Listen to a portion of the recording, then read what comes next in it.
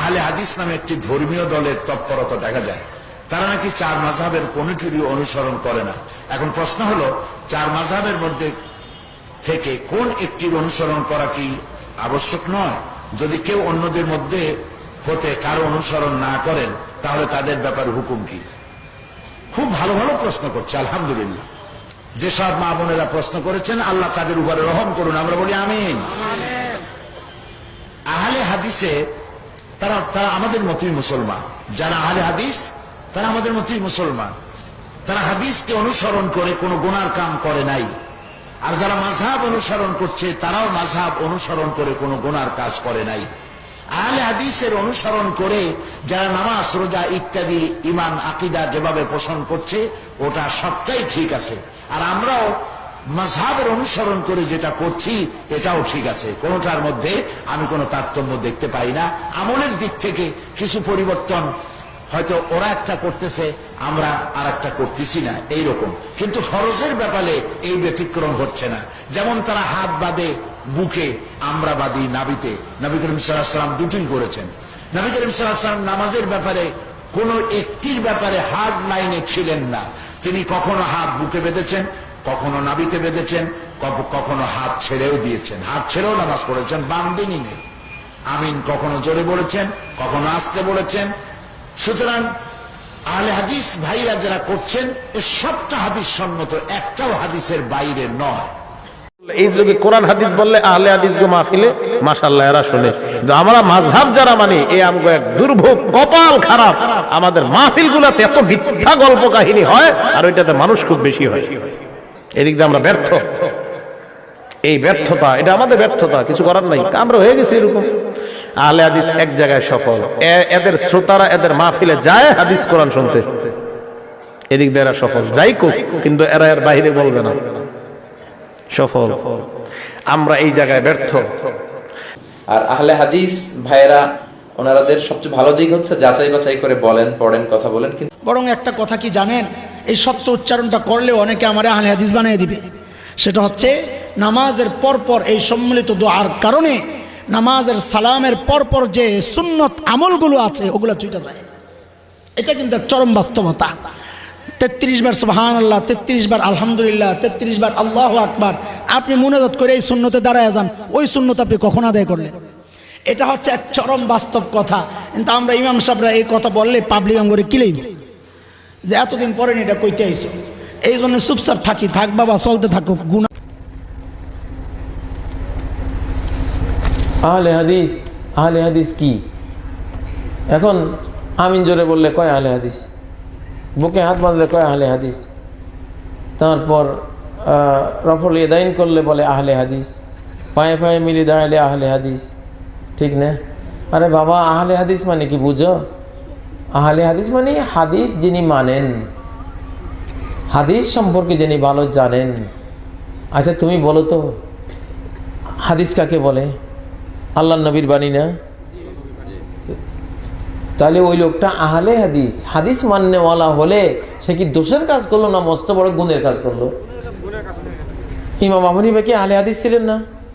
ইমাম আবু হানিফা রহমতুল্লাহ আলাইহি কি হাদিস মানেন নাই? যদি হাদিস নাই বা মানতেন, তিনি যদি আহলে হাদিস না হতেন, হাদিস ওয়ালা না, আহলে হাদিস মানে হাদিস ওয়ালা, হাদিস মাননেওয়ালা, হাদিসের উপর আমল করনেওয়ালা তিনি যদি না হতেন, তাহলে তিনি কি কেন বললেন ইজা সাহাল হাদিস ফাহুয়া মাযহাবি, হাদিস সহিহ হলে সেটা আমার মাযহাব? সমস্ত আইম্মা আহলুল হাদিস ওয়াল কোরআন, আহলুল কোরআন ওয়াল হাদিস, সমস্ত মুসলমানদের উপরে ফরজ তারা আহলুল কোরআন ওয়াল হাদিস, কোরআন ওয়ালা হাদিস ওয়ালা হইতে হবে। হইতে হবে না? হাদিসকে ঘৃণা করলে তো ঈমানই থাকে না।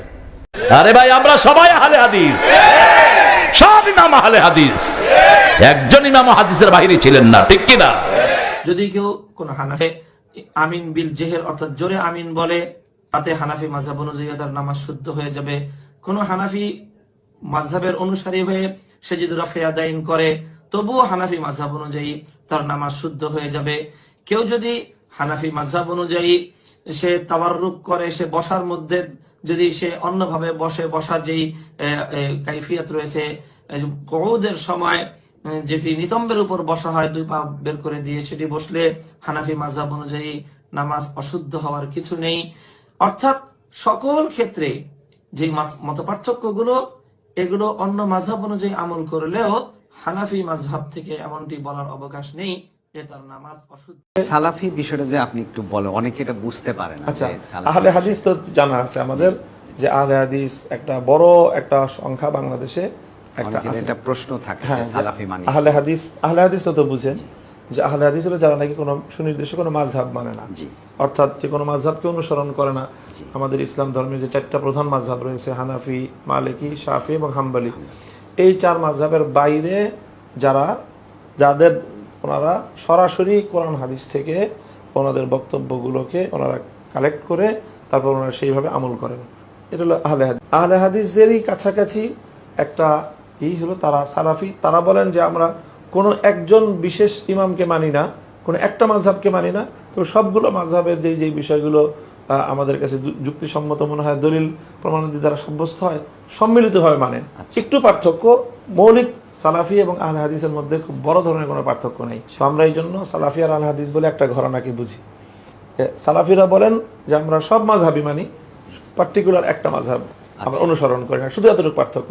আমরা বলি যে পার্টিকুলার একটা মাযহাব মানাটা ভালো, আর তারা বলে যে না, পার্টিকুলার একটা মাযহাব না, 4 মাযহাবের যেই মাসালাটাকে অধিক শক্তিশালী মনে হবে দলিল প্রমাণের ভিত্তিতে সেটাকে তারা অনুসরণ করবে। তো সেই জায়গাটা থেকে আমি বললাম যে আহলে হাদিস সালাফি সহ, সালাফি বলতে এখন মদিনা ইউনিভার্সিটির যে মূল চিন্তা দর্শনটা, যেটাকে মদিনা ইউনিভার্সিটি থেকে সারা পৃথিবীতে এটা দাওয়াত চলতেছে, এটার একটা প্রচার চলে, সেই চিন্তা এবং দর্শনটাকে আমরা সালাফি বলি।